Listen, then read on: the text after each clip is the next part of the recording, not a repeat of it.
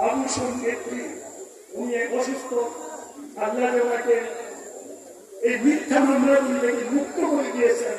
আমরা শুকরিয়া আদায় করি, ওনার জন্য দোয়া করবেন, আল্লাহ ওনাকে সুস্বাস্থ্য নিয়ে আর আমাদের অহংকার, আমাদের গর্বের ধন তারেক জিয়া সাহেবের সঙ্গে দোয়া করবেন, আল্লাহ আত্মাকে ওনাকে দেশে এনে সুন্দরভাবে আমাদের দায়িত্ব নিয়ে দেশ পরিচালনা তৌফিক দান। আপনাদেরকে আর বিরক্ত করতে চাই না। আমাদের অনেক মহিলারা এখানে আছেন, মা বোনেরা আছেন, ওনারা হিন্দু বোনেরাও আছেন।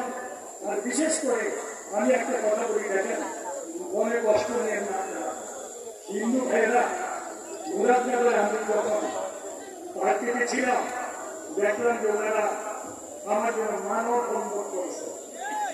অসংখ্য হিন্দু মহিলা বোনেরা ছিল, অসংখ্য হিন্দু ভাইয়েরা ছিল, আমি তাদের কাছে কৃতজ্ঞ। আর বিশেষ করে এমন কারণ সুন্দর ইলেকশন করতে চাই, আমি যদি ইলেকশন করি যদি অন্যায় করায় আমাকে আমার স্টেজে দাঁড়িয়ে তাদেরকে বক্তৃতা দেওয়া শুরু করে। বুঝতে পারছেন? এই মামলা মোকদ্দমা করে, কারণ তাদের সাথে ঘুরছে কারা? এমন একজন ফিরেছে যিনি বিএনপি করেছেন, যিনি জাতীয় পার্টির নির্বাচন প্রতীক নিয়ে নির্বাচন করেছে, জামানত বাজেয়াপ্ত হয়েছে, আওয়ামী লীগ করেছেন, ইউসুফ আব্দুল্লাহ আলমকে পাশ করার জন্য আহ্বান জানান করেছেন এবং গণ অধিকার পরিষদ উনি করেছেন। এই সমস্ত লোকেরই এখন ওখানে গেছে, তাদের একটাই পরিকল্পনা, যে পরিকল্পনা ইউসুফ আব্দুল্লাহ আলম করেছিল আমাকে মেরে ব্রিকফিল্ডের মাধ্যমে পুরাই দেওয়ার পরিকল্পনা আমাকে গুলি করেছিল, গুলি করে মেরে আমাকে ব্রিকফিল্ডের পুরাই দেওয়ার পরিকল্পনা ছিল। আল্লাহ আমাকে পাঠিয়েছিল। তাদেরই একটা অংশ এই নতুন করে আসে, তারা এখনো চেষ্টা করতেছে আমাকে দুনিয়া থেকে বিদায় করার জন্য। কেউ আমাকে দুনিয়া থেকে বিদায় করতে পারে না। দেখছে যে আল্লাহকে ভালোবাসা রাখছে, কেমনি আবার আপনার লয়ে এসে একটা অ্যাপ্লিকেশন লাগবে না, একটা দরখাস্ত লাগবে না, কোনো যেতে হয় না। আল্লাহ খালাস করে দিয়ে মুরাদনা করে নিয়ে আসছে। আমার আল্লাহ সব।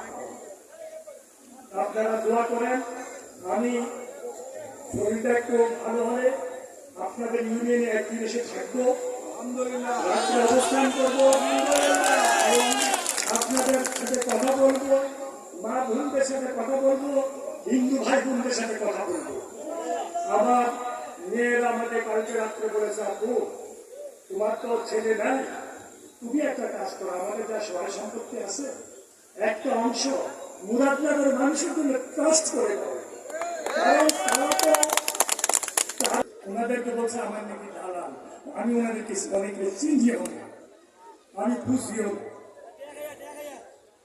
আজকে ঢাকা থেকে অনেক সাংবাদিক ভাইরা আসছে, কুমিল্লা থেকে আমার অনেক প্রিয় সাংবাদিক ভাইরা আসছে, মুরাদনগর থেকে আমার অনেক সাংবাদিক ভাইরা আসছে।